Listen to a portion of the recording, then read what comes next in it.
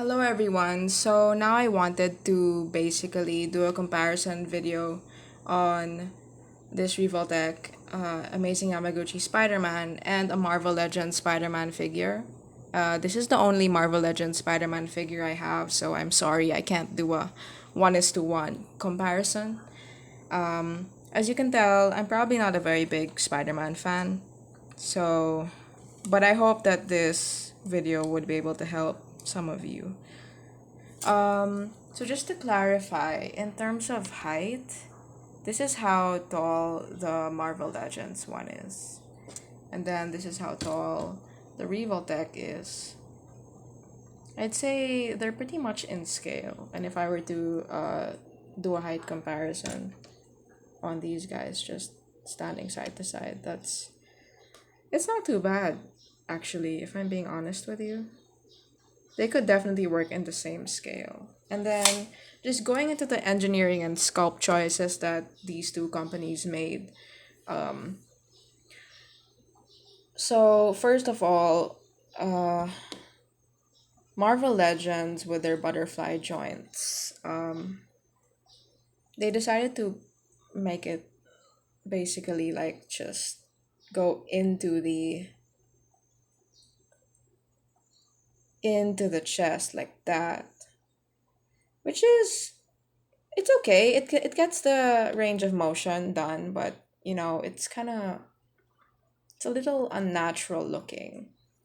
But I can't say that Kyoto does any better because I mean you have these ball joints sticking out, which is very reminiscent of how Revotech joints have been ever since the line started.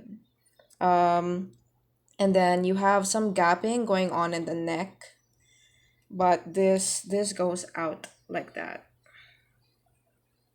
which is which is very interesting because even though there's slight gapping and it kind of breaks up the sculpt a little, as you can see here, it's not particularly drastic looking. And then when you look at the back, how that affects the back. Um, if you want Spider-Man to do like a just jumped off a building kind of situation, um, this can go out much more definitely in terms of the arms, but it does look unnatural, very unnatural.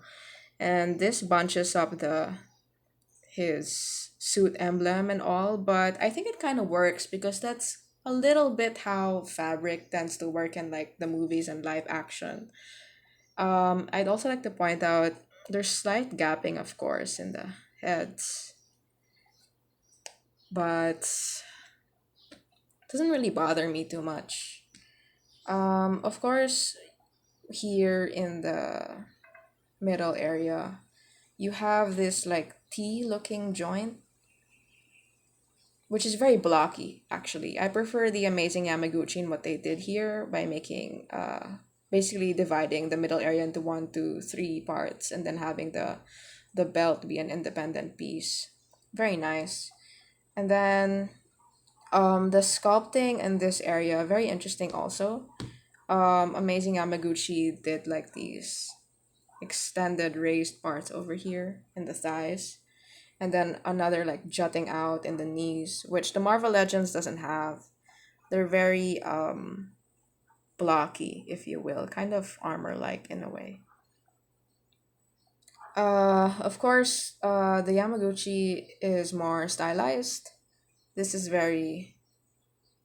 I think this is how feet would look like more than this, because this is very stylized. So I just wanted to basically point that out. This is what you're going to get with the Marvel Legends, and this is what Revoltech has done with their 2.0 body. Kind of interesting actually to see how they've mixed and matched these design choices. Personally, I think they both look good, but that's just because both designs appeal to me. There are some Marvel Legends figures that, because of the way the body looks, it breaks up the sculpt, which I don't really like. And then you have Kyoto, who's just done, made leaps and bounds with this new sculpting and engineering. So, thanks for watching. Hope you enjoyed this comparison.